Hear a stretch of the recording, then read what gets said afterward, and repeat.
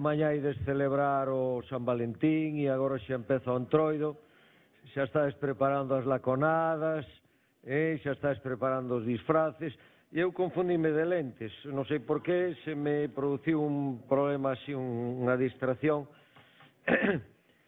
Mira outra cousa, aí repartiron, unha persona repartiu un anuncio de un logopeda que parece ser que é moi bo, e digo porque como na nosa profesión a cuestión do micro está bastante fastidiada, se hai algunha persoa, a verdade é unha persona interesante, por se alguén lle interesa.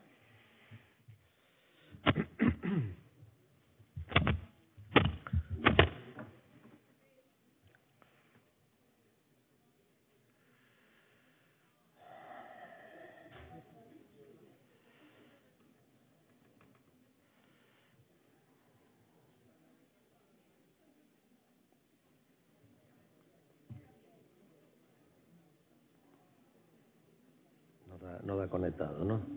Desde aquí no va desde aquí.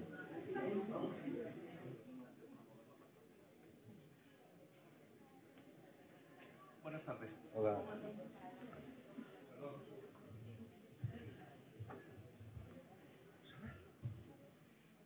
Desde aquí no lo controlamos. Va muy lento. Ah, va muy bien. Estaba apagado este. Este.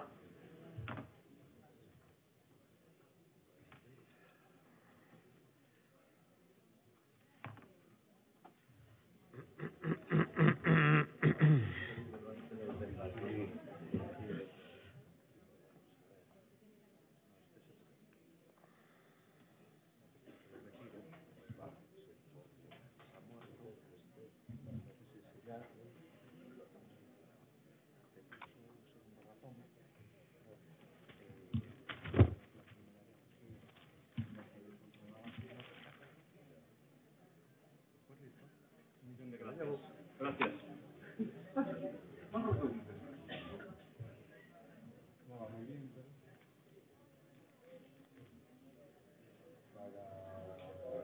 Ponemos todos en un... Abre con ese. Hablo el primero. Y quieres verlos todos, ¿no? Sí. Claro, lo selecciono todos. No, abre ese y yo creo que te abre el visor de Windows que los abre después si le das aquí. Yo creo, dale aquí, yo creo que es mejor.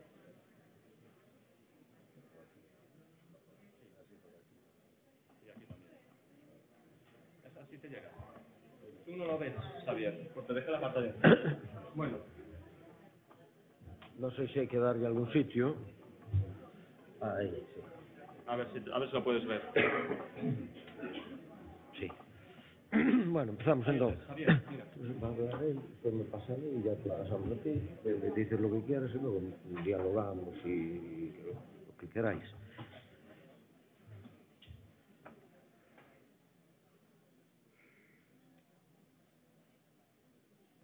Hola, buenas tardes. Disculpad estos pequeños inconvenientes que a veces tiene la tecnología. Nosotros que casi nunca la usamos, que simplemente es el arte de la lectura y de la palabra, pues una sesión como hoy sí que necesitábamos apoyarla en imágenes, porque claro, teniendo aquí a Max no podíamos hacerlo de otra forma. Pues ha habido un pequeño problema que no podíamos leer, pero ya lo tenéis. Tenéis ahí la pantalla donde vamos a ir comentando algunas cosas y las podéis ver ahí. Y lógicamente no las incluimos en el dossier de fotocopias que damos porque sería muy pobre verlo de esa manera y sería empobrecer el trabajo de Max. Bueno, presentar a Max es complicado por muchas cosas. Le estoy llamando Max, él se llama Francesc Capdevila. Todo el mundo lo conoce en los libros que tenéis aquí, muchos los que tenéis allí fueron a Lita como Max.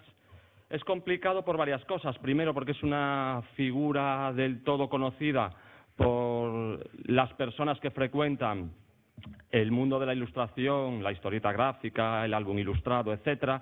Y segundo, porque tiene un palmarés y un currículum tan amplio que intentar resumirlo en 5 o 10 minutos, pues se hace, la verdad, que muy difícil.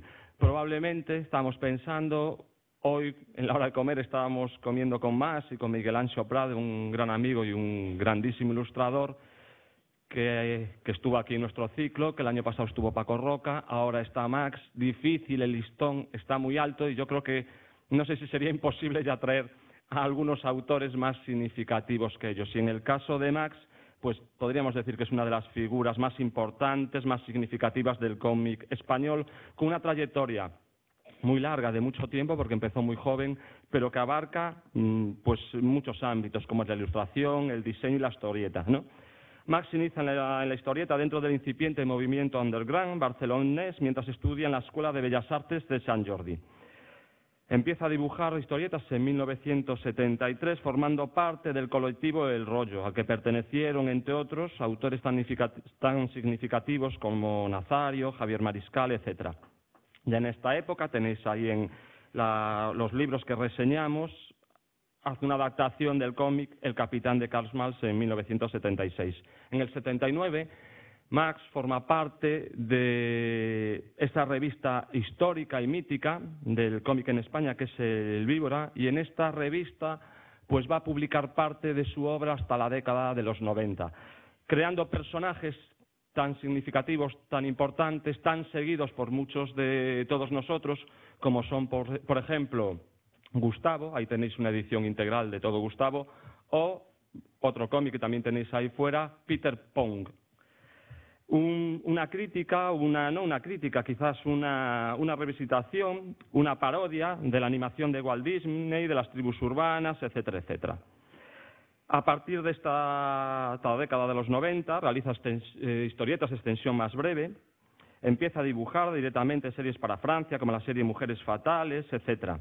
Y ya se dedica más incluso al tema de la ilustración, no abandonando completamente la historia, pero dejando el cómic quizás en un segundo plano. De esta época son obras como Perros, El prolongado sueño del Dr. T, muchas los tenéis por aquí, los podéis después mirar, incluso ya alguna historia de Bardin el superrealista, ¿no?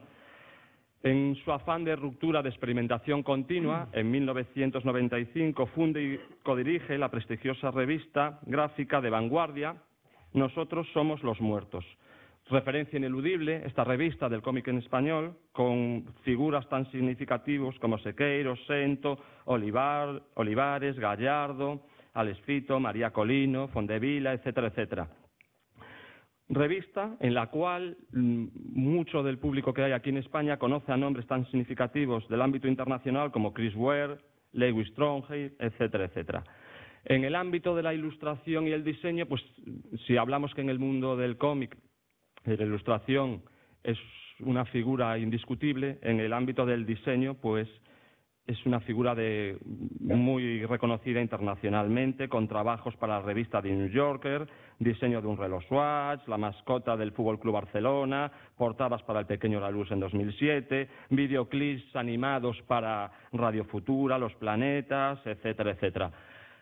Su obra ha sido muy reconocida y galardonada en múltiples sitios, Premio Nacional de Ilustración Infantil y Juvenil en el 97, Premio IGAZ en Estados Unidos 99, Premio Nacional de Cómic en el 2007 con este maravilloso cómic que es Bardi, el superrealista, etcétera, etcétera, etcétera. En la actualidad, pues la obra de Max y otros derroteros, tenemos aquí algunos de esos títulos que vamos a comentar, como Vapor, del 2012, o Conversación de sombras en la Villa de los Papiros, Paseo Astral, este maravilloso álbum que tenéis aquí a mi izquierda de todo, y lo podéis ver actualmente en varias secciones en el país, en Babelia, el suplemento de cultura que se edita todos los fines de semana. Hay estas ilustraciones de la serie Trampantojo, que aparecen, ya digo, todos los sábados, aquí tenéis algunas. O en El País también semanal tiene una columna que se alterna con Paco Roca, que se titula Sillón de Orejas. Pues es para nosotros un honor tener aquí a Max. Muchísimas gracias por estar aquí hoy con nosotros. Hola, buenas tardes.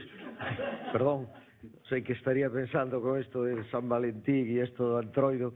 Bueno, porque en Galicia celebramos moito o Antroido. É unha pena que non podas quedar porque a partir de mañá é festa rachar durante unha semana, non? Bueno, estamos, a verdade, nun momento falábamos ao mediodía tamén con Miguel Anxo Prado de idade do ouro do cómic, estamos nun momento espléndido deste xénero, esta arte maravillosa con tantas posibilidades, ademais que ampliou tanto os horizontes, está creando uns registros e unhas edicións e uns álbumes e unhas publicacións tan extraordinarias. Ademais, o cambio é algo moi interesante e moi importante na escola polo que ten de linguaxe verbo-icónica, de mestura do visual e do escrito. Aí están as artes plásticas todas, o debuxo, a pintura, perspectiva, está o cine, está a literatura, está o teatro, é dicir, realmente, incluso os novos medios, as técnicas de ordenador, é dicir, é un medio moi fértil e un medio que ademais interesa moito ao alumnado das idades que nós normalmente temos, e por iso pensamos que é algo importante, incluso tamén na relación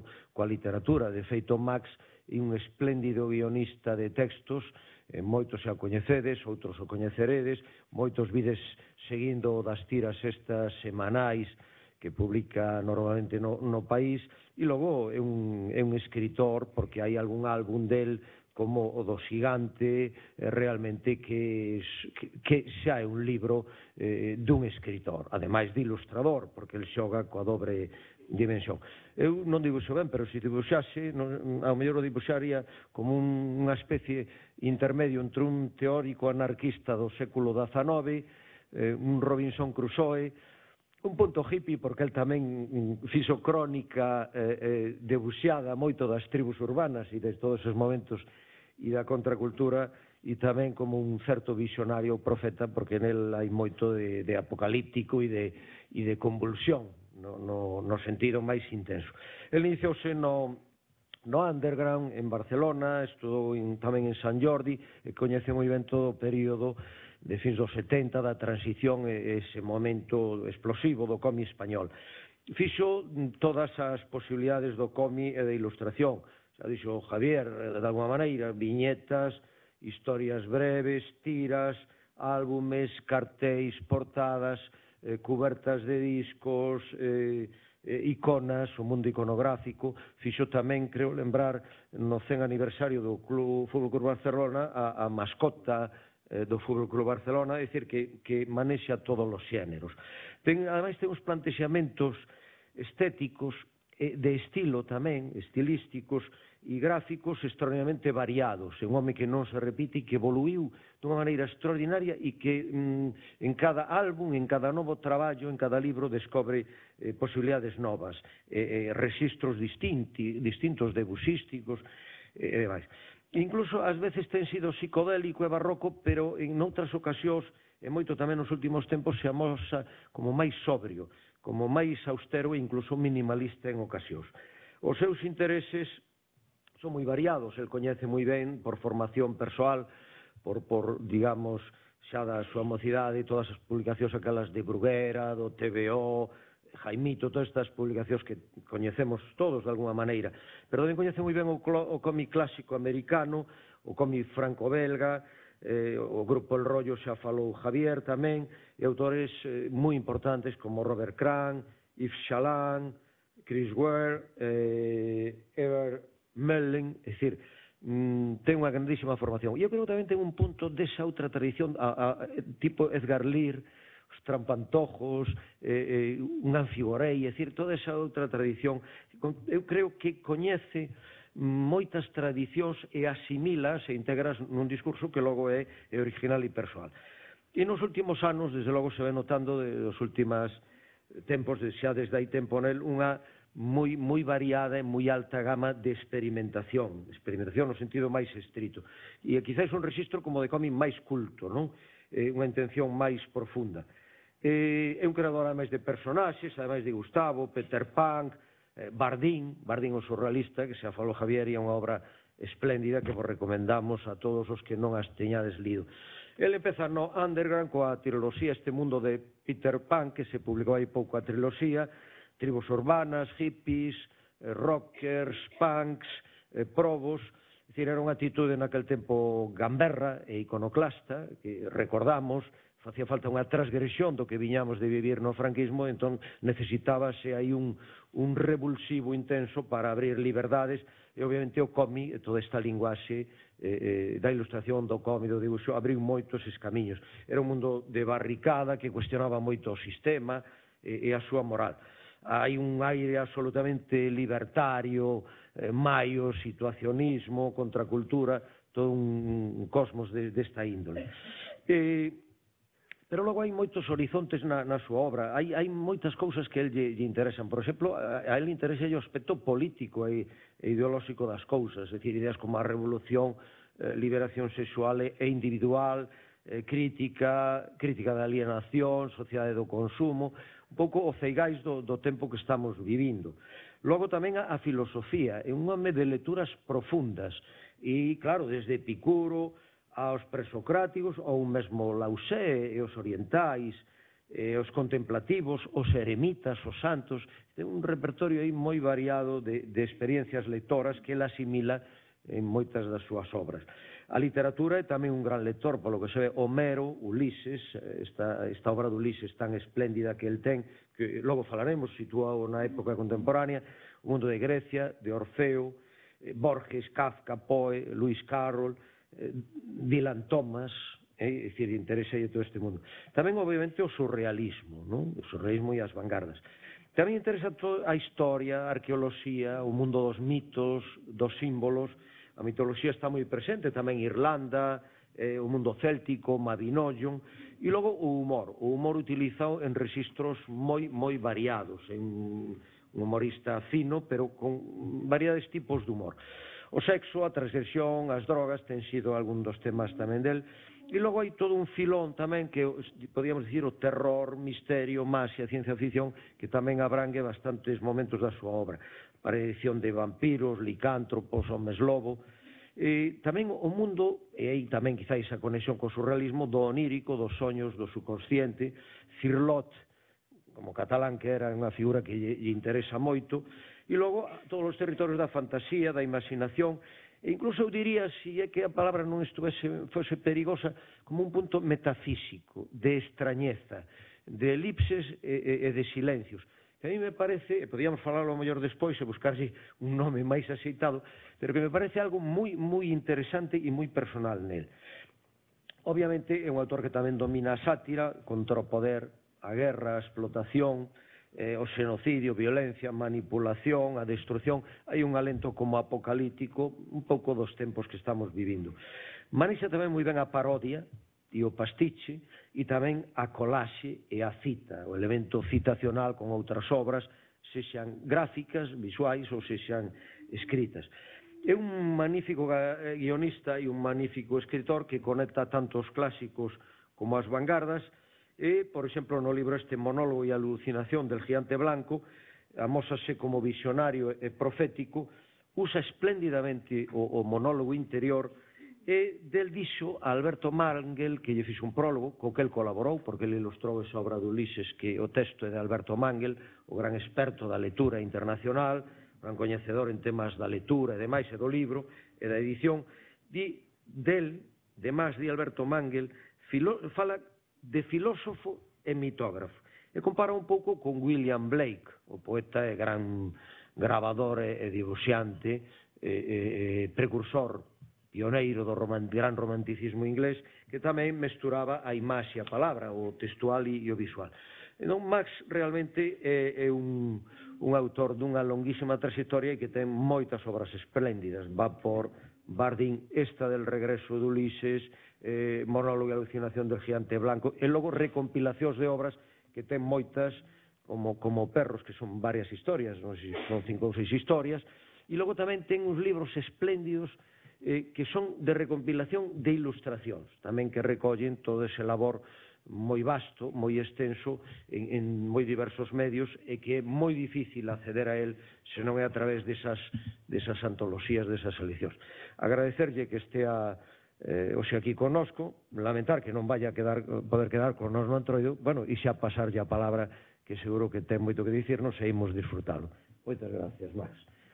Gracias a vosotros. Gracias, Javier. Gracias, Xavier.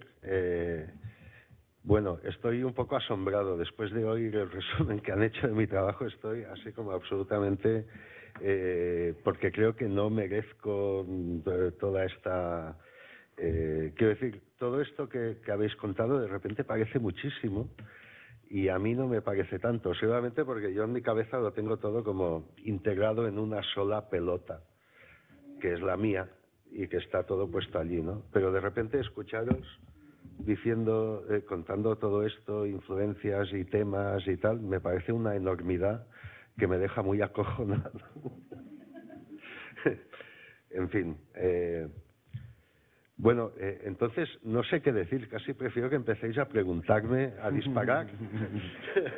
Si hay que disparar, disparamos. No, pero todo ese labor está ahí. Realmente es espléndido y se ve que la camiseta está sudada, el trabajo sí, está hecho y además es un mundo duro, porque claro, podemos empezar ya por... quizá, antes de hablar de la planificación, que es un tema muy interesante y que los profanos no sabemos, a lo mejor, quizá, para empezar, saber un poco de quizá cómo llegas tú al cómic, ese momento en que tú descubres ese medio, ese chaval que serías tú en esa época, ¿no? Cómo llegas a él, cómo se va fijando en eso y lo que acaba siendo un proyecto de vida. Bueno, para mí el cómic es el medio natural que he respirado desde pequeño, ¿no? O sea, yo era el típico niño tímido que no le gustaban los deportes, que no salía a la calle a jugar a fútbol, que no era demasiado gamberro. Entonces me quedaba en casa leyendo tebeos. Y entonces ese mundo de los tebeos yo me fui impregnando de él hasta el punto de que para mí era un mundo real. No era un mundo ficticio aparte del real, ¿no? Formaba parte del mundo real. Luego además, claro, a mí me gustaba dibujar y entonces pues ya de por sí no hacía otra cosa que leer cómics y dibujar. Y bueno, poco a poco se fue formando en mi cabecita infantil el sueño que todos los niños tienen en algún momento: de mayor quiero ser dibujante de cómics o dibujante de dibujos animados, que en aquel momento eran dos cosas que estaban como empatadas, ¿no? En fin, y yo soy feliz en esta vida simplemente porque he conseguido cumplir mi sueño de la infancia, ¿no? Entonces, he conseguido vivir de lo que siempre había soñado y deseado, y entonces eso me hace muy feliz. Pero vamos, ya digo que es una cosa de la que me impregné desde muy pequeño, gracias a que en aquella época, a principios de los 60, pues los únicos entretenimientos que había para los niños, aparte de jugar a fútbol en la calle, eran los tebeos del kiosco.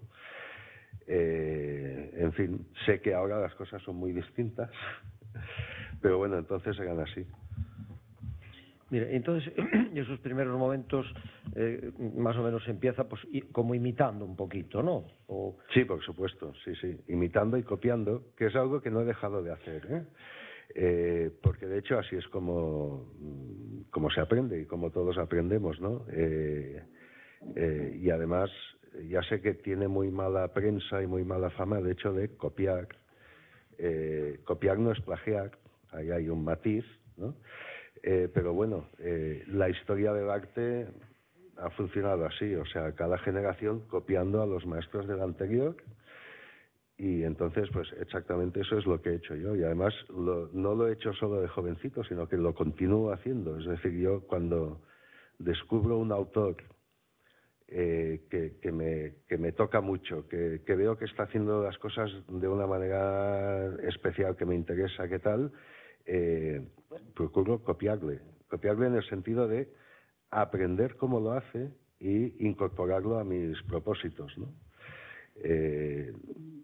Por eso no tengo ningún empacho en admitir una cantidad enorme de influencias en mi trabajo, porque bueno, yo me he nutrido de eso, ¿no? Y además me he nutrido no solo de autores de cómic, me he nutrido de literatos, de cineastas, de todo, ¿no? O sea, de todo lo que me rodea, de todo chupas, de todo te impregnas, y entonces pasa por tu tamiz y sale convertido en otra cosa. Entonces, esa otra cosa es la originalidad que tú aportas. Sí. Es que has dicho una cosa muy interesante. Obviamente las personas de aquí casi todas son más bien del mundo textual, aunque hay muy variado, ¿no?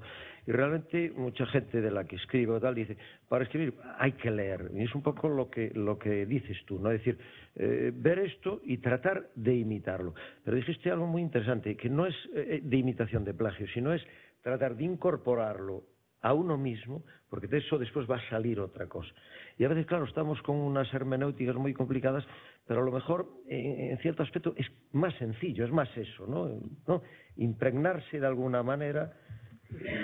Para mí es una cosa natural y además inevitable y además deseable, ¿no? O sea, si hay un tipo allí, sea más viejo o más joven que tú, esto ya da igual, que ves que lo está haciendo de maravilla y ves que está jugando con unos recursos que le permiten contar las cosas de una manera que tú nunca habías sospechado, lo más natural es decir, joder, qué bien está esto, voy a incorporar esta manera de hacer, a ver a mí qué me sale a partir de eso, ¿no?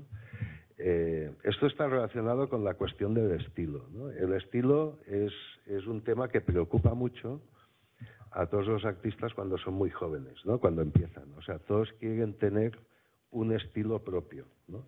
Y entonces, si copian a otros, intentan disimularlo, o se callan o no dicen nada, ¿no? En realidad, el estilo, yo creo que es el estilo, refiriéndonos a las artes visuales, el estilo no es la manera de dibujar, el estilo es la manera en que tú ves el mundo.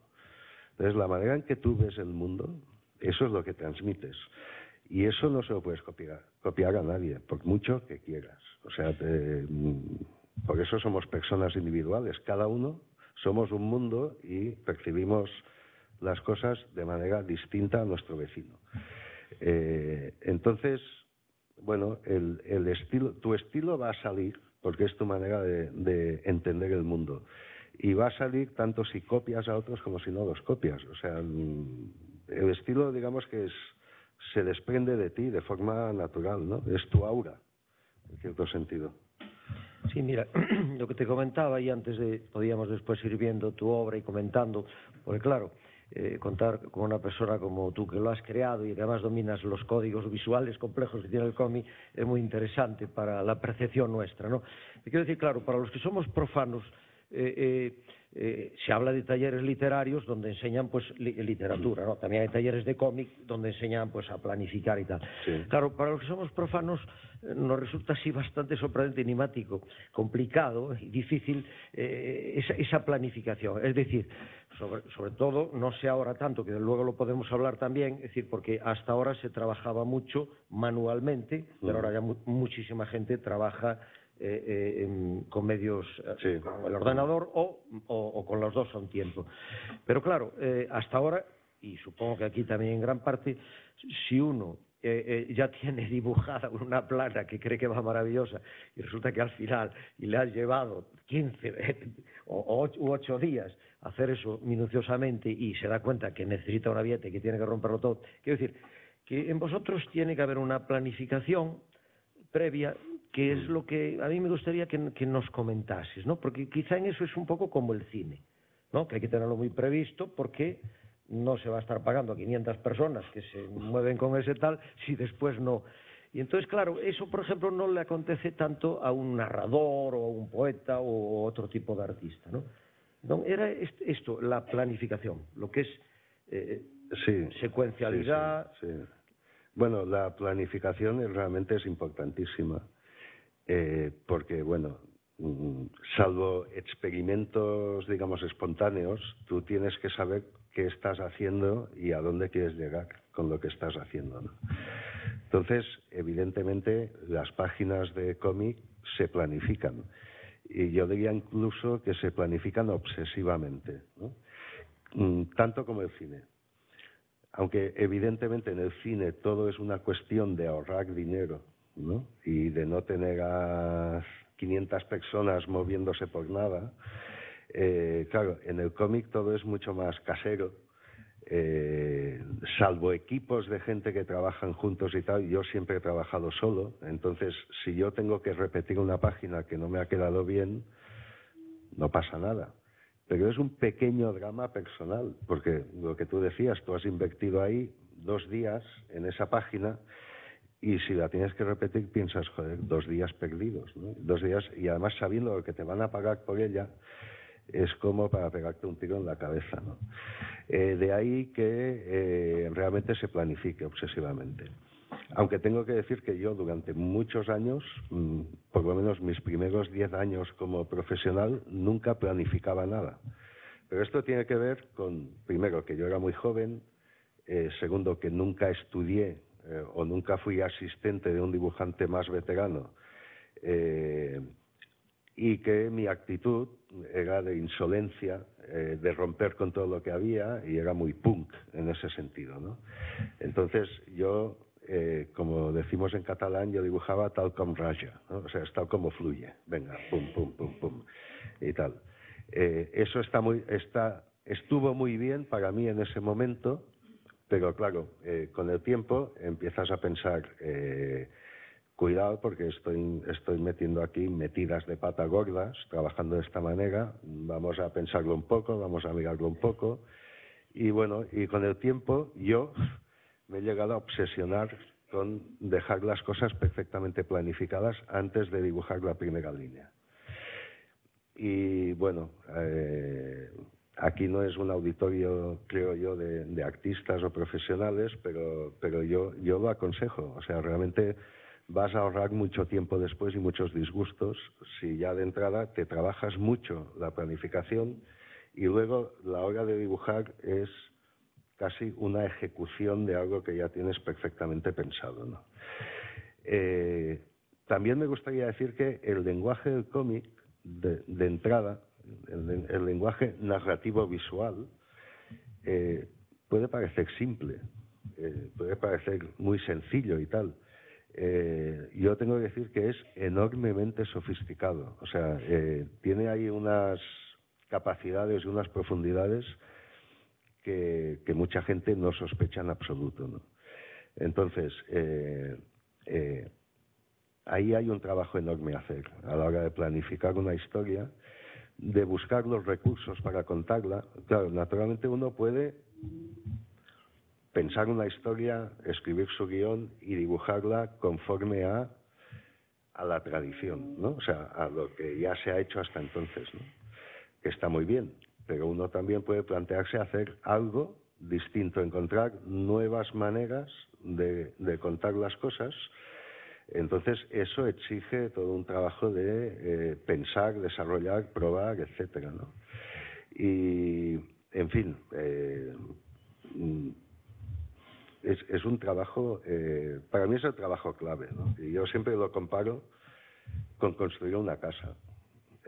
Realmente la parte final, cuando tú te pones a dibujar la página, es como cuando ya estás encalando la fachada y pintando las paredes, pero antes has tenido que cavar los fundamentos, se dice, ¿no? Sí, ¿Cómo es en castellano? Los cimientos. Los cimientos. Tengo que cavar los cimientos, clavar las vigas, poner toda la estructura. O sea, todo eso tiene que estar perfectamente y que se sostenga perfectamente para que luego no hagas el ridículo cuando pintas las persianas y se te caiga todo a pedazos, ¿no? Entonces, la metáfora de la construcción es perfectamente aplicable a la construcción de un cómic. De todas formas, ahora estabas hablando, Max, de la complejidad del lenguaje del cómic, lo podemos ver ahí, fundamentalmente en tus cómics, pero a pesar de que nosotros somos unos grandes consumidores de imágenes, que nuestros alumnos en los centros educativos son grandes consumidores de imagen, no somos lectores expertos de imágenes, ¿no? Entonces, también el proceso de recepción que tenemos frente a estas historias a veces es muy limitado. Bueno, es que como todo, el aprendizaje de la lectura de un lenguaje exige entrenamiento, ¿no? Y exige perseverancia también, ¿no? Entonces, es verdad que todo el mundo dice que hoy en día vivimos en el siglo de lo visual, ¿no? Y entonces lo visual es lo que domina. Y entonces parece que lo visual es algo que todo el mundo capta instantáneamente. Y bueno, pues algunas cosas sí, es muy fácil captar el icono del lavabo de caballeros y del lavabo de señoras, ¿no? Pero cuando empiezas a hacer cosas un poco más sofisticadas, ya no es tan evidente, ¿no? O sea, todo exige del receptor, o sea, llamémoslo lector o espectador, exige un entrenamiento previo. Y además, una cosa que tiene el cómic, a diferencia de las artes, digamos, más cercanas, que serían por un lado la literatura y por el otro el cine, una cosa que tiene el cómic es que pide muchísimo al lector. O sea, y simplemente el hecho de que de una viñeta a otra no es un paso de tiempo como en el cine, ¿no? Que lo vemos como en tiempo real, ¿no? Sino que hay ahí una elipsis de una viñeta a otra. Esa elipsis la llena el cerebro del lector. Así, entre cada viñeta de una a otra, ¿no? Y además, en un cómic muchas veces tú dibujas el fondo, el lugar donde sucede la cosa, lo dibujas en una viñeta, pero en las siguientes no. No hace falta, porque el lector ya la ha visto, la ha incorporado a su cerebro, y entonces el lector ya sabe que eso está sucediendo en ese escenario. De hecho, el lector de historietas lo que está haciendo es continuamente reconstruir todo en su cabeza. Y es un ejercicio tremendo, o sea, es súper como de maquinitas y ruedas dentadas dando vueltas todo el rato en tu cabeza. El cine no es así a ese nivel, o sea, el cine plantea otros temas que te hacen pensar, pero de otra manera. Pero lo del cómic es continuo, ¿no? Y en ese sentido, yo diría que es una de las artes que más participación del lector reclama, ¿no? Y además te iba a decir que un arte en continua evolución, ¿no? Que yo el año pasado recordaba que estuvimos haciendo un taller de cómic con Miguel Anxo Prado y que nos descubría a todos lecturas y significados en los que uno a veces no había reparado ni siquiera, ya no solo significados de interpretación, ¿no? Sino muchas cuestiones de las que estás tú planteando, ¿no? Porque además, y en el caso de tu cómic, por ejemplo, te lo iba a preguntar después, ese camino que hay de tus primeros cómics a cómics como ahora, de dibujo trazo más fino, de viñeta más abierta, etcétera, es un cambio muy grande, ¿no? Conceptual también. Sí, bueno, se atraviesan cambios a lo largo de los años. Lo que es preocupante es no cambiar con el tiempo, ¿no? Entonces, el cómic tiene una tradición un poco malsana, ¿no? Que es esa de que un autor tiene un personaje de éxito y entonces se pasa la vida dibujando ese personaje de éxito, ¿no? Caso típico, por ejemplo, Tintín, de Hergé, ¿no? Hergé, pues, aunque en su juventud hizo otros personajes, cuando dio con Tintín ya no hizo otra cosa. Y a lo largo de su vida dibujó, creo que 28 o por ahí libros de Tintín, ¿no? Es cierto que cada vez mejor, cada vez hilaba más fino, cada vez, pero llega un momento en que yo como lector digo, otra vez Tintín. Vale, está muy bien, pero este hombre no sabe hacer otra cosa más, no sé, bueno, era su opción personal, por supuesto, y la de muchos colegas míos, pero yo esa actitud no la entiendo, ¿no? O sea, a mí no me sirve. A mí lo que me sirve es en cada libro plantearte un desafío distinto, nuevo, desconocido, ir a por él y ver qué pasa. Entonces, ese es el punto de aventura y de riesgo que yo busco en mi trabajo, porque si no, para mí sería tan aburrido como ser oficinista en un banco, con perdón de si hay alguien aquí que lo sea, ¿no? Pero eso de pasarme toda la vida poniendo tampones, pues no es mi ideal de vida, ¿no? Al contrario, yo busco ese lío, ¿no? O sea, yo me meto en líos, me meto en jardines... Claro. Simplemente por la afición de ver qué pasa y de ver cómo me salgo del lío. Claro, de todas formas, después también hay lectores que a Hergé le van buscando Tintín, y a ti, ahora antes de entrar aquí, uno me decía, por favor, porque no iba a estar que me firme Peter Punk, ¿eh? Sí, Es decir, tú tienes aún seguidores Sí, muy sí. fieles de tu primera etapa. Y esto es un riesgo lo que haces en muchos sentidos, no solo formal, pero sino también porque hay lectores que demandan que ese personaje siga contando historias. Pasa en las series de televisión, cuando tienen 4 temporadas, la gente sigue demandando esas historias. Entonces es una opción arriesgada en muchos sitios. La tuya es creativa, ¿no? Porque te agota el personaje y crees que ya dio todo de sí, ¿no? Sí, sí, sí. Sí, no sé.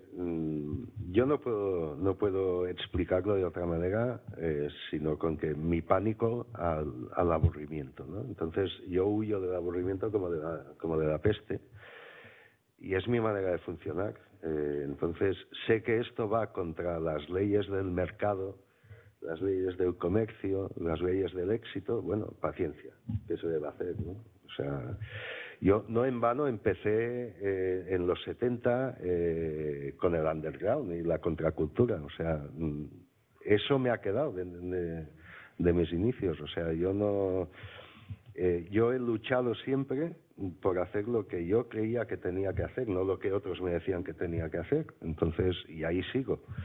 Y he intentado seguir adelante con esto.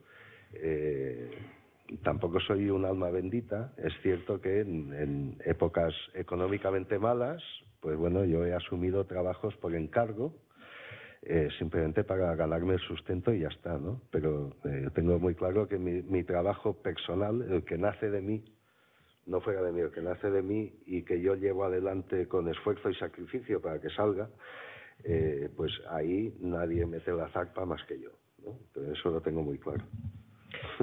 Sí, ahora que comentabais esto, realmente hay un tema que es que hasta no hace mucho, y aún habrá gente que a lo mejor tiene ese prejuicio, supongo cada vez menos, había una visión del cómic de los niños y las personas que leían tebeos, era un despectivo, era tebeos entrecomillado, ¿no? Pero realmente esto que habéis reflexionado y que has dicho, yo creo que es muy cierto. Yo ahora, mientras estabas hablando, estaba tomando nota, por ejemplo, en cualquier plana de estas, temas de, por ejemplo, elipsis narrativa, síntesis narrativas, ¿no? Flashback, flash forward, uso de planos, como el cine o como la pintura, uso de la perspectiva, perspectivas, iconos, símbolos, meter los bocadillos, que a veces es complicado, a veces digo, qué bien solucionó este autor de los bocadillos, los silencios, la grafía, es decir, el grafismo de la propia letra. Es decir, que cuando uno se da cuenta, y yo he notado que incluso, por ejemplo, alumnos que son malos lectores, de aconsejarles que empezaran leyendo cómic.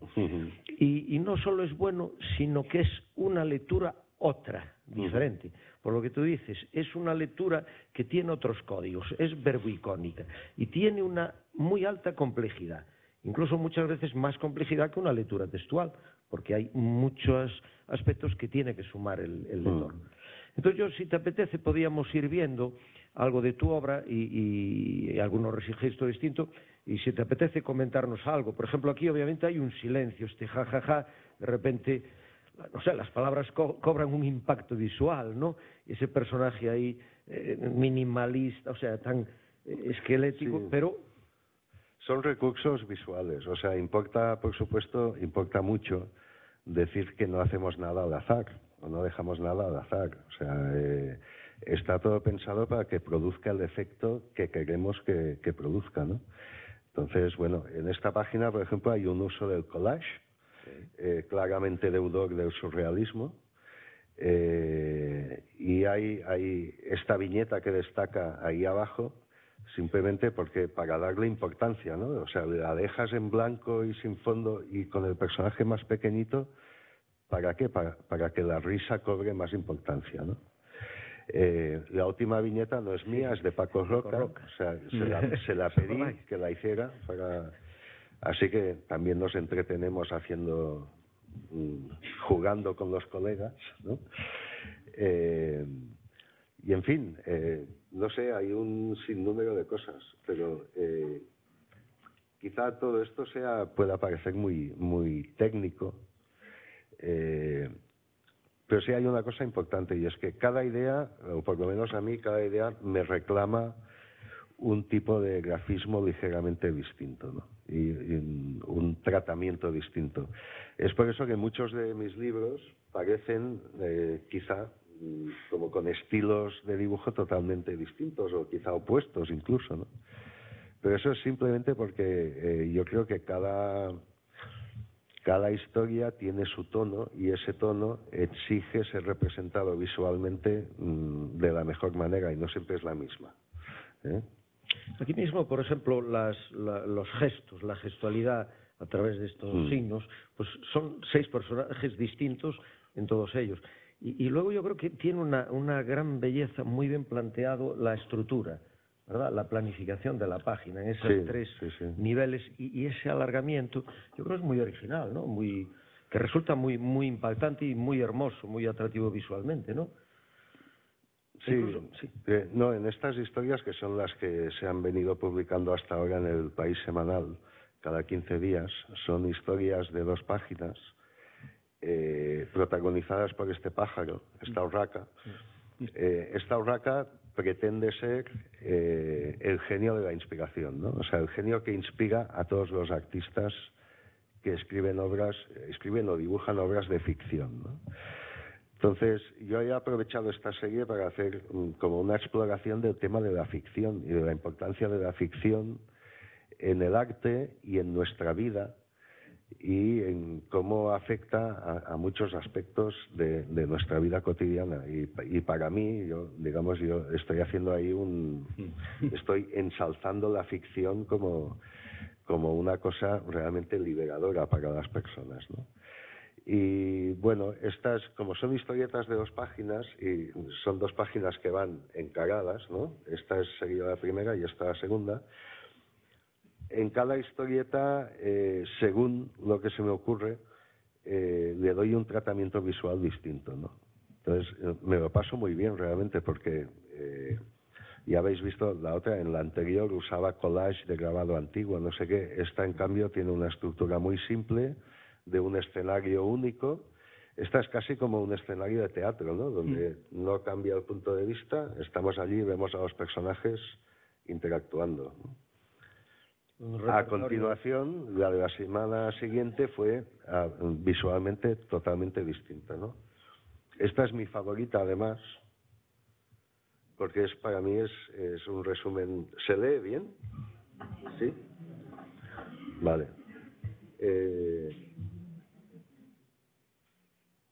Para mí esto es casi un resumen de lo que significa trabajar con la ficción, ¿no? Que es básicamente especular sobre el mundo, ¿no? O sea, para mí la ficción es una variante de la filosofía. Digamos que los filósofos que conocemos como tales se obstinan en extraer la verdad de las cosas, ¿no? En cambio, los que trabajamos en la ficción nos obstinamos en fabular, o sea, tenemos la cabeza pájaros, o sea, no buscamos la verdad, buscamos, yo diría, esa especie de diversión intelectual que es hacer teorías y especulaciones sobre las cosas, ¿no? Esta historieta es mi favorita de toda esta serie, ¿no? Porque además visualmente es muy potente, ¿no? De repente que el cielo se abra como una cortina, ¿no? Y que detrás no haya nada. Aunque bueno, por ejemplo, esta idea visual en esta forma es original, pero a mí me viene de una película de Monty Python que vi hace muchos años, en la cual hay un cielo estrellado precioso y alguien lanza una piedra y de repente se rompe todo como fuera un cristal, como si fuera un cristal, y detrás está blanco, ¿no? Entonces, lo que decía de las influencias, tú te impregnas de cosas inevitablemente y muchas veces incluso quedan en tu subconsciente y salen sin tú querer, sin tú acordarte de que aquello lo viste en una peli de Monty Python. Bueno, no sé.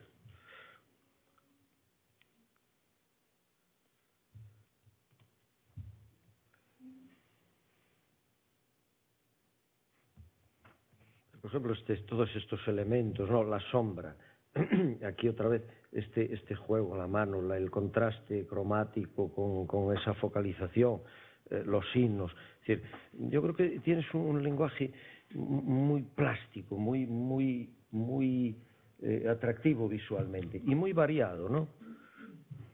Sí, bueno, yo he llegado un poco a la conclusión de que realmente, si bien es cierto que los cómics se podría decir que son 50% guión, 50% dibujo, en ese sentido serían mitad idea y literatura y la otra mitad visual. Lo cierto es que la manera de contar las historias en el cómic es sobre todo visual, no literaria, ¿no? Entonces, cada vez más yo le doy mucha más importancia a contar las cosas siempre en lo posible de una manera visual y dejar los textos reducidos al esqueleto mínimo necesario para que sea comprensible la historia, ¿no? Hasta tal punto estoy metido en eso que el libro en el que estoy trabajando ahora va a ser sin palabras. Y no va a ser cortito, precisamente, va a ser un libro bastante largo, ¿no? Pero digamos que tengo ese empeño en que lo visual, dentro de lo posible, lo diga todo o casi todo, ¿no?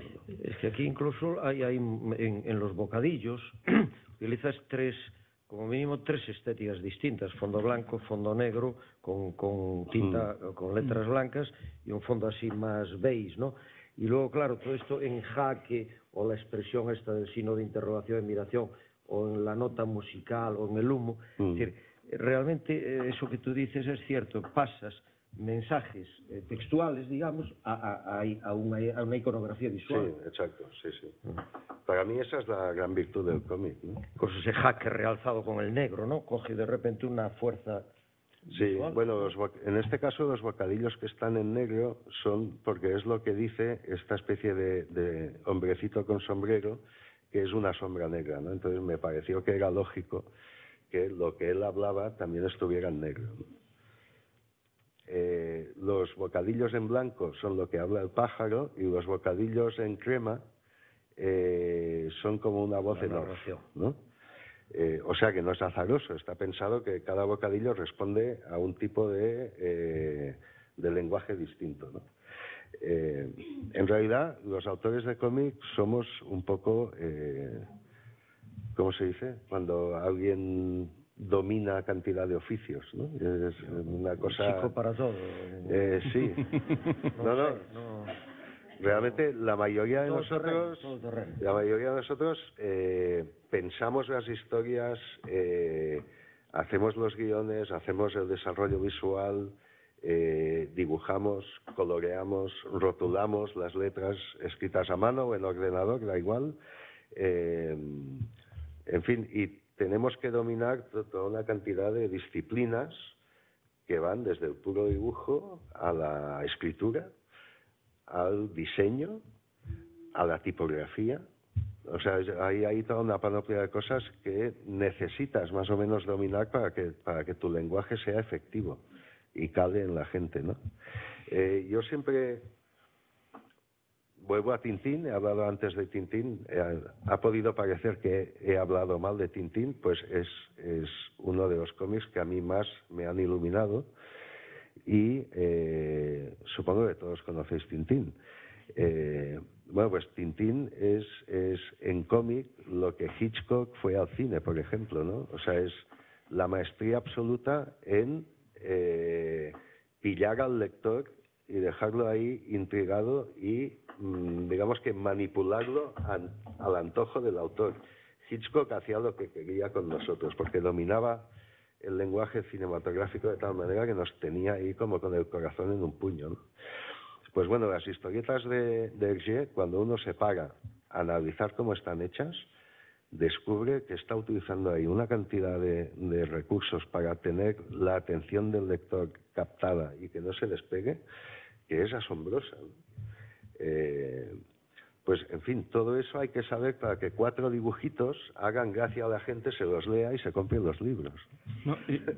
Yo te iba a preguntar ahora cómo condicionaba el medio, porque claro, todas estas ilustraciones que estamos viendo ahora, todas las historias son las que salían en el País Semanal, ¿no? Sí. Entonces, claro, es muy diferente hacer una historia cada 15 días en un determinado medio para un determinado público lector que escribir un libro como es Vapor, ¿no?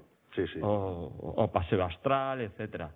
Que después podemos hablar también un poco más adelante del tema de los formatos, que también influye, ¿no? Quizás a la hora de la expresión y las posibilidades que te da, ¿no? Bueno, sí, todo influye, quiero decir, el formato, el medio en el que publicas. Por ejemplo, cuando me pidieron que hiciera esto para El País Semanal, tú piensas, bueno, ¿qué hago, no? O sea, El País Semanal es la revista dominical de un periódico que se supone que llega a gente de todas las edades, los domingos, además con una tirada inmensa, y dices, bueno, ¿qué puedo hacer que pueda interesar a la gente que se enganche con eso, ¿no? Yo tengo que decir que yo siempre voy un poco al límite, ¿no? O sea, quiero decir, no voy a complacer, voy a hacer algo que me interese y que en lo posible encaje con los intereses en este caso del editor o de quien me encarga el trabajo, ¿no? Entonces, bueno, se me ocurrió ese tema de la ficción. Yo no estaba nada seguro de si eso les iba a encajar, pero por lo visto les encajó. Mi sorpresa fue cuando resultó que encajaba maravillosamente, porque esto salía quincenalmente, entonces El País Semanal es semanal. Las semanas alternas salía una historieta de Paco Roca, Un hombre en pijama, que es como si esto fuera el yin y el yang, o sea, es el absoluto complementario de lo mío. Lo de Paco es una cosa sobre la vida cotidiana, los problemas cotidianos, la realidad, todo eso, y lo mío es absolutamente irse por ahí, ¿no? Entonces resultó que en el periódico les encajaba perfectamente, ¿no? Porque tenían así alternado cada semana dos tipos de historia totalmente distintas, además totalmente distintas de dibujo también, de grafismo, con lo cual se supone que abarcas un espectro mucho más amplio, ¿no? Pero bueno, no sé, yo intento adaptarme, pero ya digo que hasta cierto punto. No, porque te supone además una capacidad de condensación, tienes que contar una historia en 2 páginas, que es recuperar un poco cómo se publicaba antiguamente en prensa, muchas historias que ahora se han perdido, ¿no? Que hacen algunos medios, pero pocos, la verdad. Sí, ves, esto es una cosa que me hacía ilusión, ¿no? O sea, el ejercicio de hacer historias muy cortas que tuvieran sentido y tuvieran gracia, ¿no? Porque esto es algo que desde la época de las revistas mensuales de los 80, claro, que terminaron con la década, yo no había vuelto a hacer.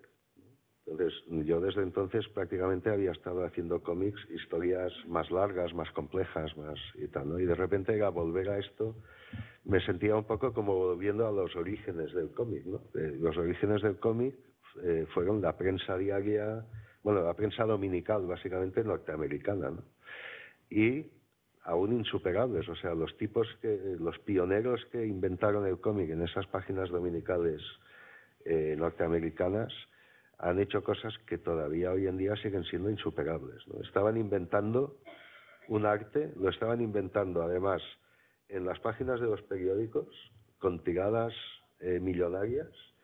Yo creo que debe ser uno de los, quizá el único ejemplo en la historia del arte, de todo el arte, en que la vanguardia ha sido realmente popular, ¿no? Porque Crazy Cat o Little Nemo son historias vanguardistas, porque son tipos que están inventando un medio artístico y además le están sacando todo el jugo, están inventando recursos continuamente. Esto era nuevo para ellos, tanto como para sus lectores. Y sin embargo se publicaba en periódicos dominicales y eran cómics populares. La gente los leía, los disfrutaba y los personajes eran conocidos por todo el mundo, ¿no? Vanguardia y popular. Nunca más se ha vuelto a ver eso junto, ¿no? Es increíble.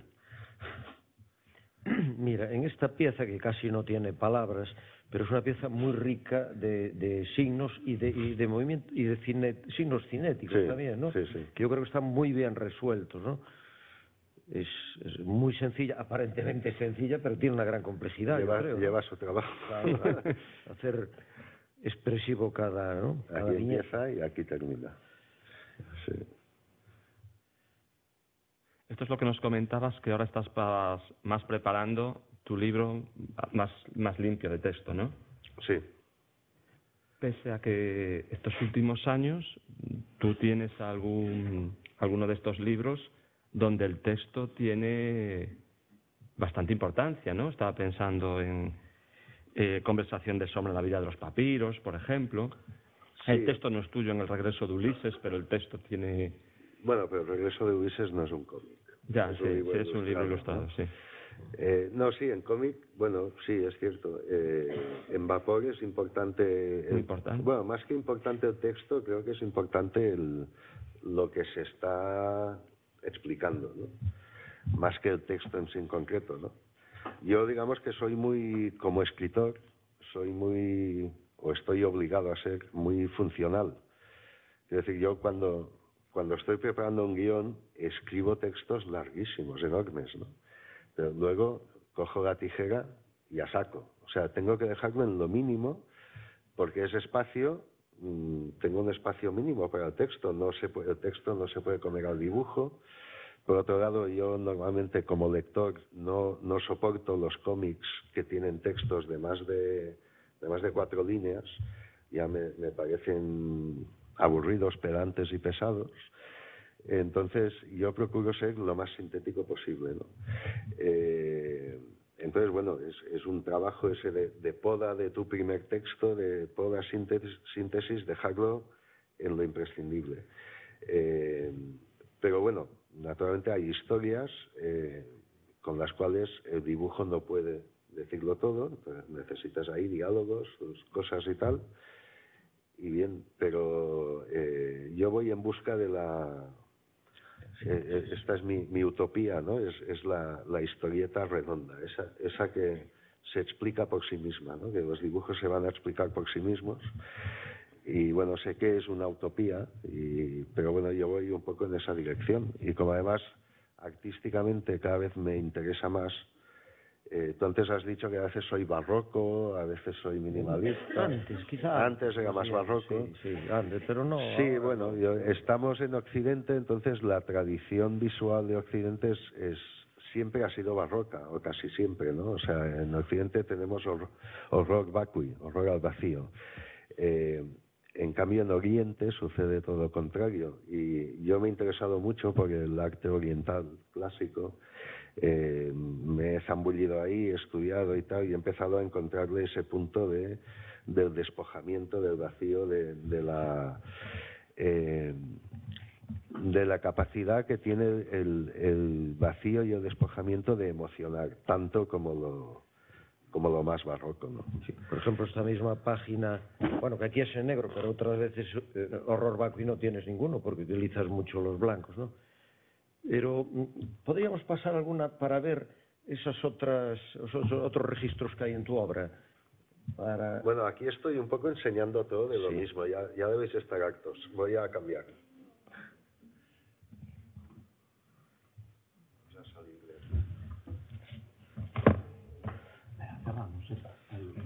Ahí. Por ejemplo, en esta misma viñeta de Vapor, es decir, hay mucho silencio, mucho blanco, ¿no? Ahí se nota mucho en tu obra en los últimos años, Sí. yo creo. Los silencios reclaman, aquí, bueno, no digamos ya aquí, ¿no? Cuando, Sí, vamos. los silencios casi pesan más que los llenos, ¿no? Los vacíos que los... Sí. Y ya.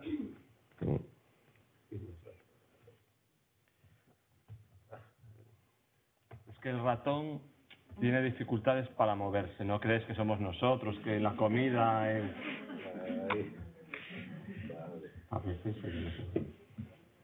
Vale, sí, tú Ahí está Vapor, estabas enseñando Vapor. Sí, Pues, el libro que tenéis aquí. bueno, me salto cosas, ¿vale? Pero es que creo que aquí está mi página favorita. Mira, Bueno, aquí se ve parte del proceso de trabajo, sí. O sea, aquí hay el proceso de encontrar el aspecto del personaje, por ejemplo, es importantísimo en un cómic, ¿no? Entonces, bueno, pero ese es el método de ensayo y error. O sea, tú te pones a dibujar y sueltas la mano, que vaya haciendo, y conforme vas viendo que te cuadra más o menos, pues vas por ahí. Pero yo acostumbro a llenar muchísimo libretas de estas con toda clase de dibujos, bocetos, anotaciones.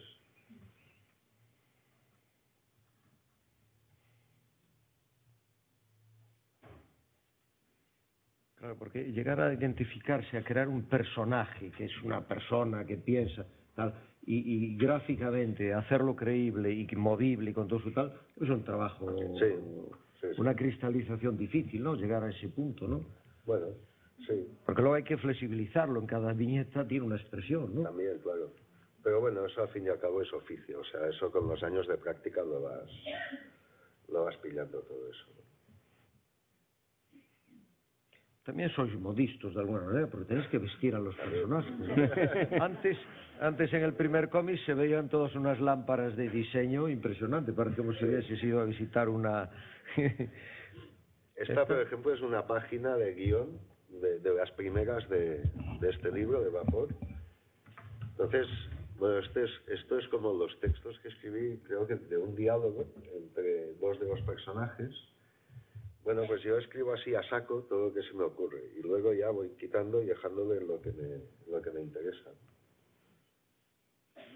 Me hago listas de personajes que pueden salir y, bueno, en fin, se ensaya mucho, ¿no? Se prueban muchas cosas.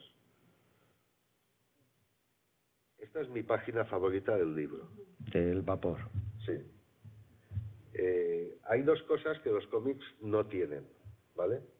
Y ahí es el desafío de los dibujantes de cómic. Esas dos cosas, una es el sonido y la otra es el movimiento, ¿vale? Entonces, naturalmente, como no los tenemos que apañárnoslas, ingeniárnoslas para conseguir transmitir sonido y movimiento al lector de algún modo, ¿no? Entonces, yo estoy muy, muy contento con esta página, que, por cierto, está inspirada en un cuadro de Velázquez.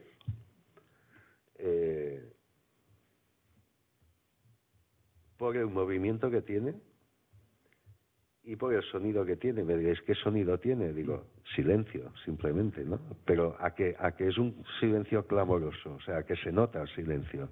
O sea, realmente lo puedes tocar casi, ¿no?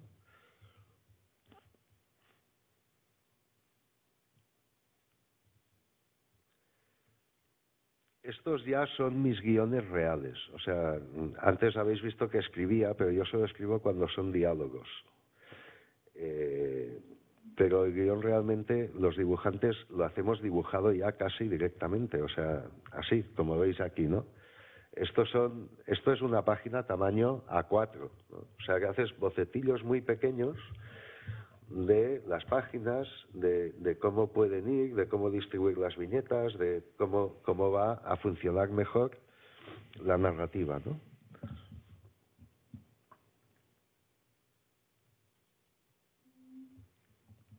Ensayos de personaje.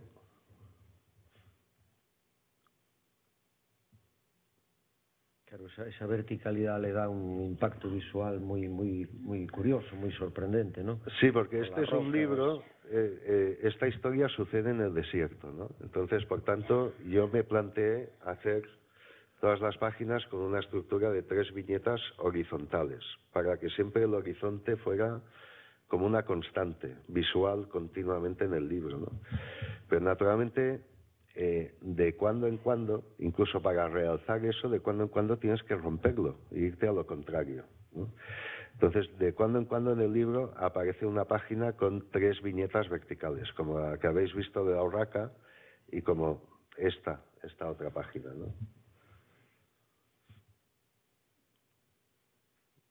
Esto es maravilloso. Probando un desierto, como puede ser.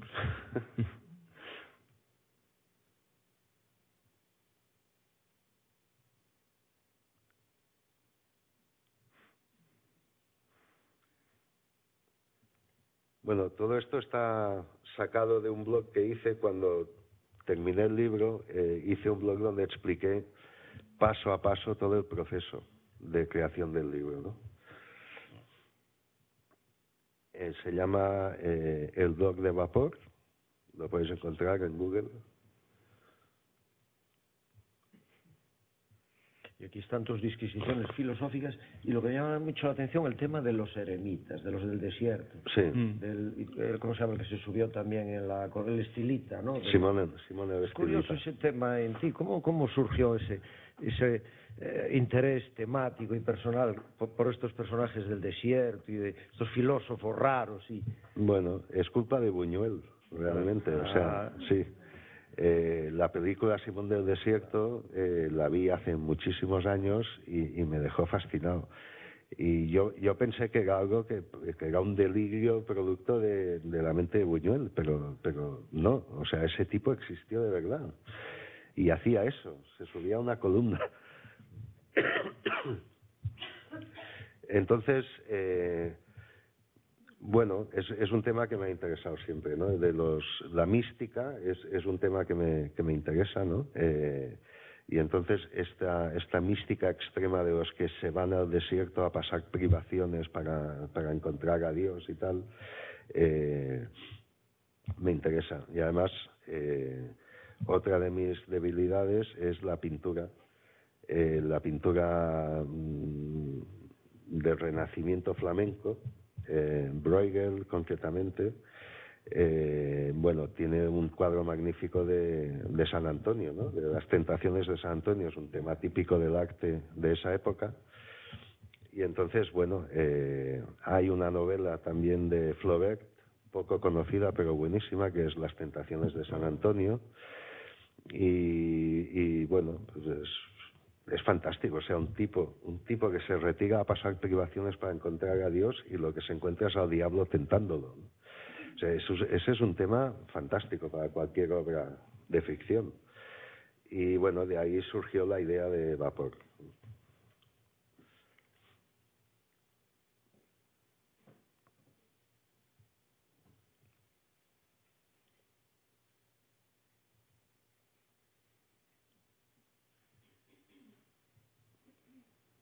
Este es el libro más largo que he hecho hasta ahora, tiene 105 o 110 páginas por ahí. Y es realmente el primer libro que me ha sido... A ver, ¿cómo lo explico? El primero en el cual el guión me ha dado la vuelta sin yo querer, ¿no? O sea, es decir, llegó un momento en este libro, yo tenía pensado más o menos la historia y el final lo había dejado abierto, porque no sabía cómo cerrarlo. Lo había dejado abierto a la espera de que yo, dibujando, llegara a las últimas páginas y en el último momento decidir cuál era el final lógico, o sea, el final que me pedía la historia, ¿no? Y entonces, bueno, mucho antes de llegar al final, la historia empezó a pedirme que yo fuera por otro lado, ¿no?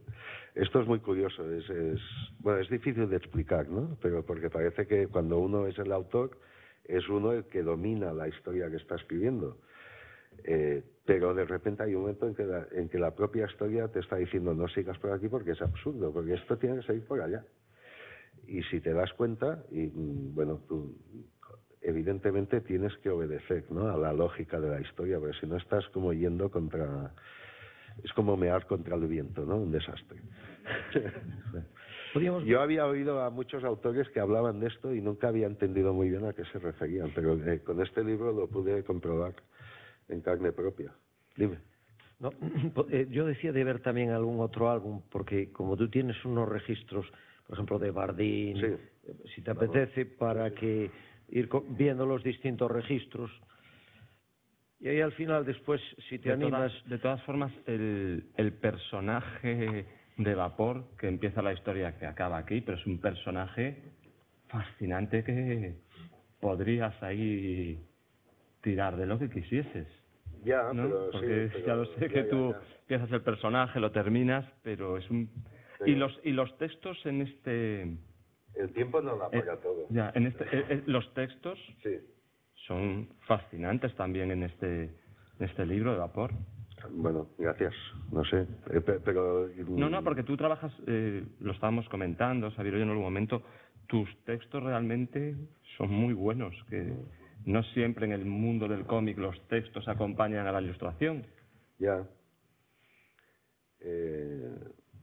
Sí, bueno, mientras vamos hablando, este PowerPoint maldito es como un repaso de mi carrera desde el principio. Creo que todo lleva su fecha, así que no os voy a comentar, ya vais viendo la fecha de cada cosa, ¿no?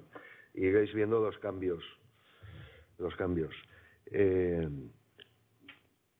Bueno, claro, yo con los años me he ido deslizando a un terreno cada vez más metafísico, eso que te decía, esa palabra peligrosa, que da miedo, metafísico. Bueno, para mí metafísico es preguntarse sobre el sentido del mundo y a dónde vamos y por qué y para qué, ¿no? Este tipo de cosas, ¿no?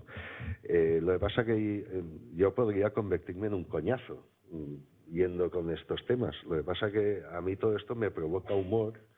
Y entonces es lo que intento transmitir, ¿no? O sea, está bien hacerse todas estas preguntas, está muy bien, pero por favor, con humor, porque si no podemos acabar todos pegándonos un tiro, ¿no?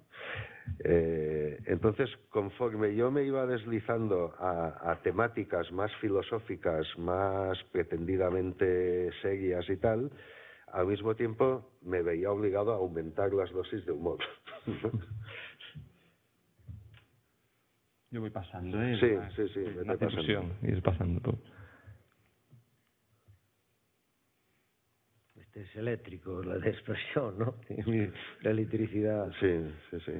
Mira, antes hablábamos del tema de la música, en cierto sentido. Yo te quería preguntar por tus colaboraciones en el ámbito musical, que has hecho muchas, y la importancia que ha tenido la música para ti también. Yo en alguna entrevista he leído que Yellow Submarine, en tus inicios, que te influyó mucho, no solo la portada, la música. Entonces quería preguntar un poco por el mundo de tu relación con el mundo de la música. Has hecho videoclips, decíamos al principio, con Radio Futura, ¿no? Colaboraciones con otros grupos, portadas, ¿no? Entonces te quería preguntar por todo esto. Bueno, yo debo ser un músico frustrado, porque me paso el día escuchando música. Es más,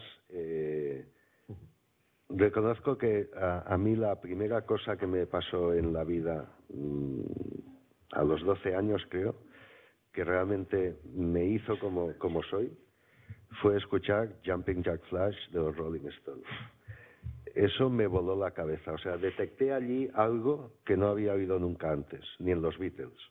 Detecté allí algo de una cosa turbia, una cosa peligrosa, una cosa, en fin, la esencia del rock, ¿no? Porque es, con 12 años, claro, yo, evidentemente con 12 años, y empecé a meterme en el mundo este de la música rock, y eso me llevó a la contracultura, al hipismo, a todo, ¿no?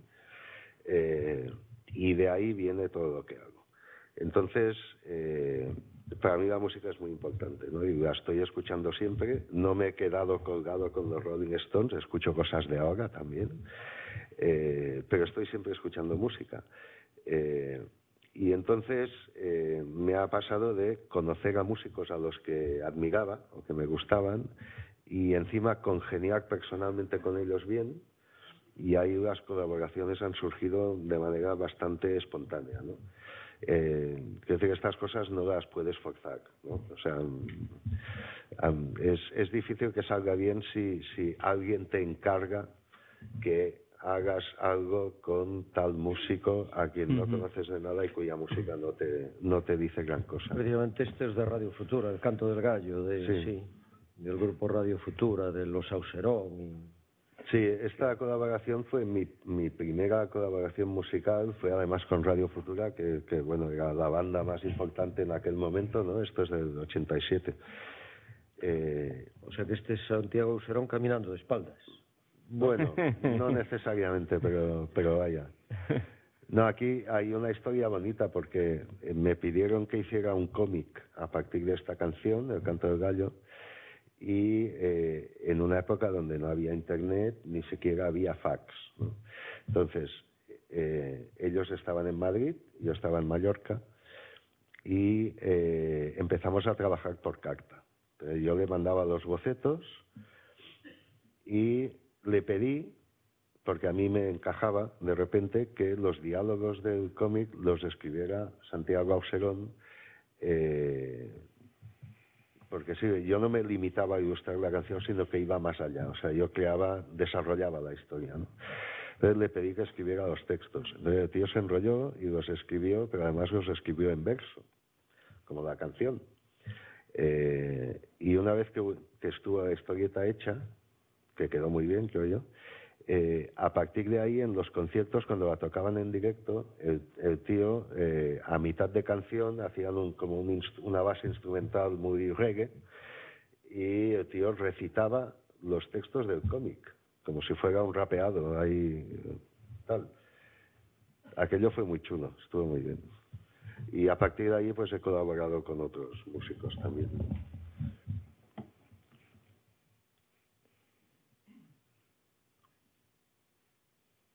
Claro, se ve mucho aquí la evolución en Aquí se van viendo, sí, los cambios, más o menos. No sé si queréis hacer alguna pregunta, comentarle algo de lo que estamos viendo, de lo que conozcáis de su obra.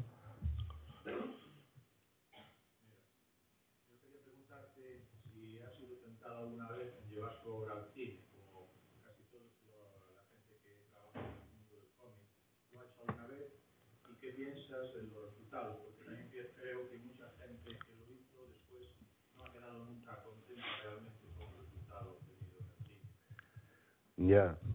No, yo no he tenido nunca ninguna propuesta, salvo alguna cosa de animación. En concreto, un libro que se llama La Biblioteca de Turpin. Tuve una propuesta de un productor, preparamos un proyecto, intentamos venderlo en productoras de Norteamérica y tal, y al final no funcionó, ¿no? Yo la verdad no sigo demasiado el cine hecho a partir de cómic, ¿no? Quiero decir que el 90% de esas películas son de superhéroes, que es un género que nunca me ha interesado. Entonces, bueno, si he visto alguna ha sido en la tele. O sea, no, yo ir al cine a ver una peli de superhéroes, no. Las veo en la tele y algunas me gustan más y otras menos, pero, en fin, no sé, es que el cómic es un medio y el cine es otro, y son más distintos de lo que parece, ¿no? Entonces es muy difícil capturar en cine el encanto de un cómic, ¿no?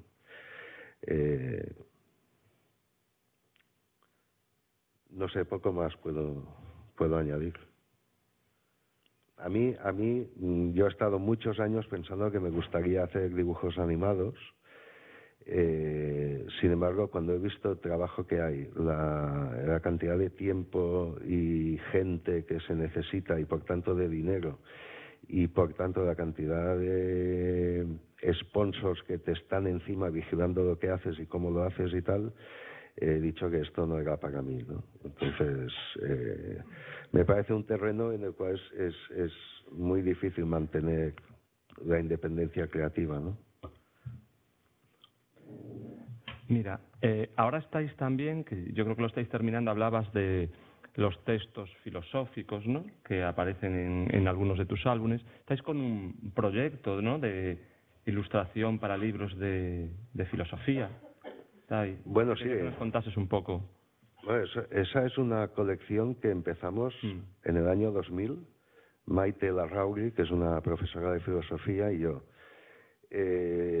Son 10 libros, de los cuales hemos hecho 9, ahora estamos haciendo el 10º, en los cuales ella, a partir de sus filósofos favoritos, cogía un tema o sea, el tema principal de cada filósofo, y lo desarrollaba. Son libros, no es el típico libro divulgativo de filosofía, ni tampoco es el texto del filósofo en estado puro.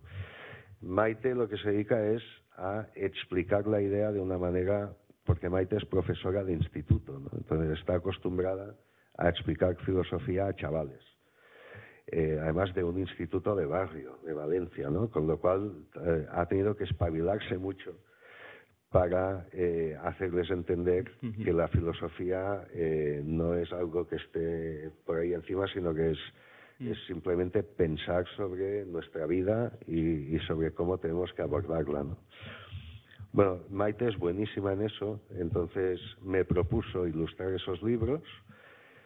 Yo jamás había estudiado filosofía, ni sabía nada de filosofía, pero me metí, como decía antes, me meto en jardines, me metí ahí y bueno, con la suerte de que congenié muy bien con Maite y con la todavía más suerte de que para cada libro nos juntábamos y ella me daba una clase particular de filosofía tremenda. Entonces yo también descubrí que la mejor manera de ilustrar filosofía no era con ilustraciones, sino con cómics.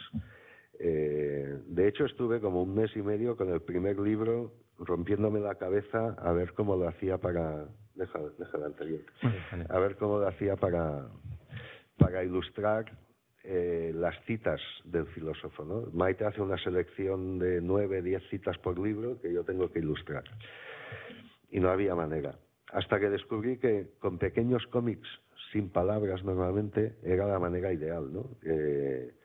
Y así hemos hecho los libros. Prácticamente cada cita del filósofo está ilustrada con una microhistorieta, normalmente sin palabras, ¿no? Y estoy muy orgulloso de este trabajo porque, de hecho, bueno, demuestras la validez de la historieta para abordar cualquier tipo de temática, de mensaje, cualquier, en fin.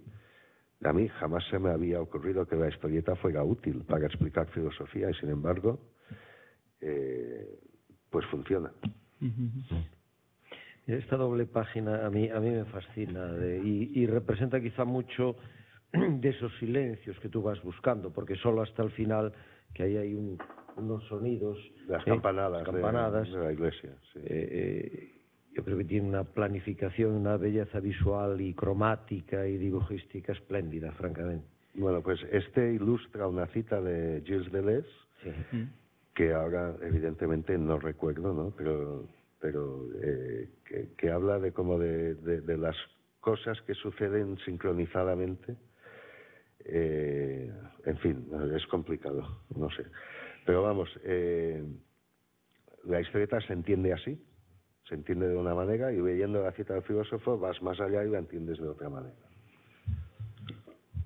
Es muy bonita también la que tienes del pintor, no sé si está ahí, la verdad que es espléndida. Creo que no está ahí. Pero claro, realmente lo que llevamos viendo lo que demuestra es una variedad temática impresionante, de personajes, de motivos, de planteamientos estéticos, planteamientos narrativos visuales, ¿no? De dibujo, de forma. Yo creo que esa es una característica tuya, ¿no? Es decir, una capacidad como el que tocase muy diversos instrumentos, ¿no?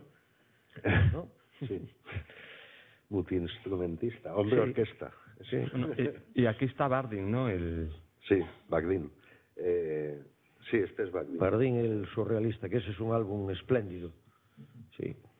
¿Cómo surge el personaje de Bardeen? El personaje surge para tener un personaje fijo, pues ya sabéis que en el cómic tradicionalmente es un arte de personajes básicamente, ¿no? Entonces en los últimos años se ha roto con eso, pero no del todo. Y es cierto que el personaje crea una vinculación entre el autor y el lector que, en fin, es muy estrecha en cierto modo, ¿no? Y que además que comercialmente es muy interesante para el autor. El hecho es que los autores que tienen personaje fijo venden mucho más que los que no tienen personaje. Eso está comprobadísimo. Entonces, bueno, yo había tenido personajes, Peter Punk, el más conocido, pero yo me encontré con la cara oscura de esta cosa, ¿no? Y la cara oscura es que el personaje se te come, ¿no? O sea, acabas sintiéndote prisionero de tu personaje. Entonces, yo intenté con Bardeen crear un personaje que fuera todo lo contrario de lo que se supone que debe ser un personaje. O sea, un personaje es alguien con una personalidad muy acusada, muy específica, muy potente, con una psicología determinada, que se vincula con el lector, ¿no? Y que el lector está siempre, pues, pendiente, ¿no? Porque se convierte en su favorito y tal. Yo con Bardeen busqué un personaje lo más neutro y aséptico posible, en el cual lo que fuera importante no fuera él, sino las cosas que suceden a su alrededor, ¿no? Porque además quería usarlo para distintos tipos de historietas, historias de humor más absurdo, o de humor negro, o poéticas, o en fin, para que me sirviera para toda una panoplia de géneros. Y así nació Bardín. Bardín, el comodín, podríamos decir, porque sirve para todo, realmente. Sí, ¿verdad? sirve para todo, sí. Hay una cosa que yo quería comentar, que realmente es una época maravillosa de la edición, y realmente en el ámbito del cómic se están editando unos álbumes preciosos, ya como objeto gutenberiano y diseño también. Porque, por ejemplo, el mismo Bardín, claro, aparte de la ilustración espléndida de cubierta y contracubierta, resulta que tiene aquí esto para anunciar, pero resulta que esto encaja visualmente con esto. Después, las ilustraciones espléndidas, tanto de aquí como de la sobrecubierta, de las solapas. Coge uno, bueno, estas páginas impresionantes, y luego los colofones. Es decir, hay realmente una belleza de ilustración. Si le quitas la sobrecubierta, la tapa real también tiene su cosita. La tapa real es otra cosa ya, es como vapor, ¿no? Con esta belleza, con la aviñetado ahí pequeño y estas delicatessen, ¿no? Es decir, que hay una belleza. ¿Esto también lo supervisas tú con el editor? Sí, yo tengo ese empeño de, quiero decir, yo no soy diseñador, digamos, de dominguero, ¿eh? Yo no he estudiado diseño nunca ni nada, pero bueno, creo que tengo un mínimo de gusto y tal, y sé cómo quiero, sé qué aspecto quiero que tengan mis libros, ¿no? Entonces siempre procuro controlar este tema del diseño. Como soy bibliófilo, sé la importancia que tiene en todo el aspecto de un libro, ¿no? No solo su contenido, sino como objeto. Y más hoy que estamos, digamos, en plena batalla entre el papel y el digital. Entonces, inevitablemente, el futuro del papel pasa por ofrecer algo que no pueda ofrecer lo digital, y ese algo es el objeto, el tacto, el olor a tinta, los posibles desplegables o cositas ocultas dentro del libro, en fin, todo esto que jamás podrás tener en una pantalla, ¿no? Es que realmente el tacto de estos libros, y en eso sí no hay crisis, porque realmente ahí es un mundo que gutenberianamente no está padeciendo la... Paso, sí. Sí.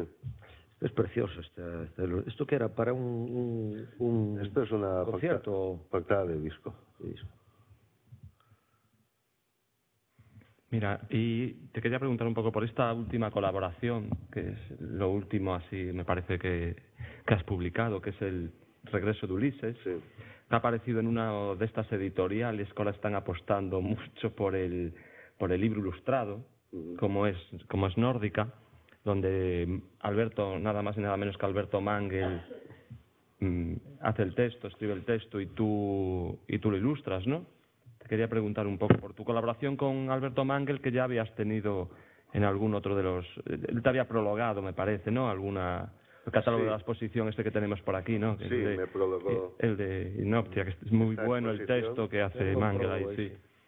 Mangel, un teórico interesante que me contabas, pero claro, también un interesante autor de narrativa también. Sí, bueno, Alberto Mangel es uno de esos tipos a los que yo admiraba desde hace años, por cómo escribe, es un gran experto en el mundo de la lectura. Tiene un libro maravilloso que os recomiendo a todos, que se llama Leer Imágenes, y, en fin, que aclara muchas de las cosas oscuras que yo os habré dicho hoy aquí, ¿no? Que es la manera en que se leen las imágenes, ¿no? Porque las imágenes se leen y por tanto las imágenes se escriben, ¿no? En ese sentido yo me considero un escritor de imágenes, ¿no? Porque en ese sentido soy distinto de un pintor o de un dibujante que dibuja de aire libre en la calle, ¿no? O sea, el dibujo aplicado a la historieta es un lenguaje que es como hemos visto, con muchas cosas que hay que tener en cuenta, y por tanto viene a ser una especie de escritura. O sea, realmente estás escribiendo dibujos más que dibujando dibujos, ¿no? Bueno, Mangel es uno de los tíos que sabe explicar esto muy bien, ¿no? Cómo se leen las imágenes. Y bueno, yo lo conocí a raíz de haber ilustrado un texto de un autor argentino, Marco de Nevi, que es un texto que Mangel le había encargado en el año 67, ¿no? Entonces yo ilustré ese texto y se lo envié a Mangel, envié el libro a Mangel, ¿no? A Mangel le encantó. Yo sabía que a Mangel le interesan mucho los cómics. Le encantó.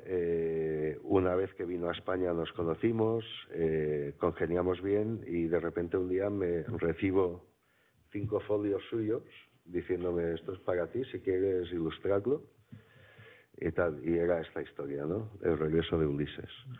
Un cuento breve pero magnífico, que en fin, han pasado 4 o 5 años desde que me lo envió, pero al fin ha salido, sí. Porque se ha publicado a finales del 2014, ¿no? Sí. Sí. Mira, es que eso que dices, yo creo que ahora podíamos ir viendo las imágenes, dado un poco la hora, y nosotros solemos abusar un poco a veces cuando vienen grandes autores de cómic, de si nos hacen un dibujo en directo allí, porque no hay nada como sentir la magia de la mano y de la creación haciéndolo. Si no tuvieses luego inconveniente hacernos ahí algún trazo que tenemos preparado.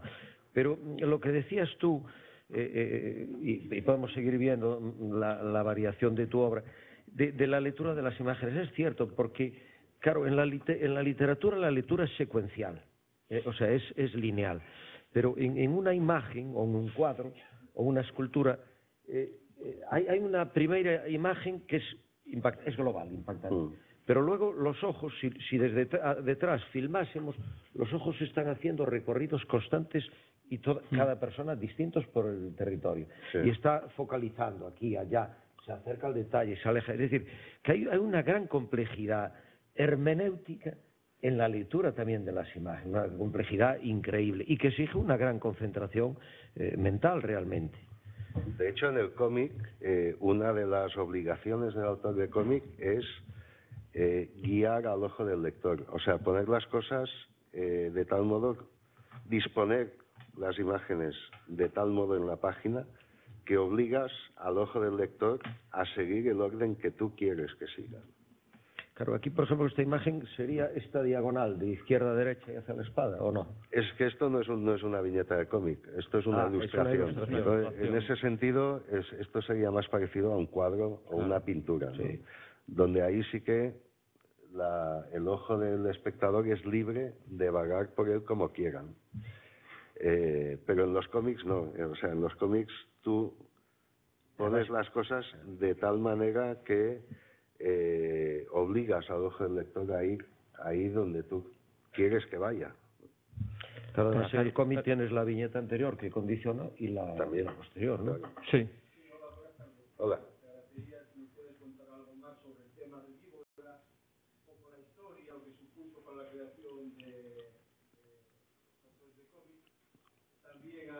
Si me puedes comentar algo, si usas ahora sistemas gráficos, es a mano o es ya con ordenador.